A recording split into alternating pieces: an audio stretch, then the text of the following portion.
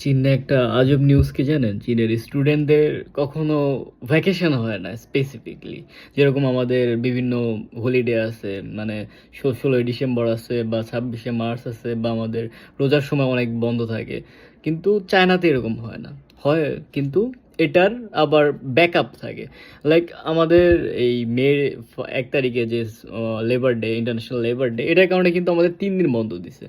But এই ৩ দিনে যতগুলো আমাদের ক্লাস ছিল, এই ক্লাসগুলো আগে থেকে কিছু কয়েকটা হবে, পরে থেকে কয়েকটা হবে। লাইক আমাদের ৩ দিনের ক্লাস ছিল ৫টা, যার ৩টা আমাদের অলরেডি মানে ভ্যাকেশন শুরু হওয়ার আগে ৩টা নিয়ে ফেলছে। আর ২টা নেবে এই ভ্যাকেশন শেষ হওয়ার পরে।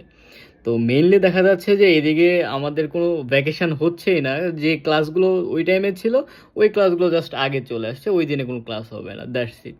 মানে আমরা যে স্পেসিফিকভাবে ওই দিনে কোনো পড়ালেখা হবে না বা ওই দিনের পড়াটা অফ থাকবে এরকম না। স্টাডি চলতে থাকবে তাদের নিয়মে। শুধুমাত্র দিনটা পরিবর্তন হবে। স্টাডিটা সেম।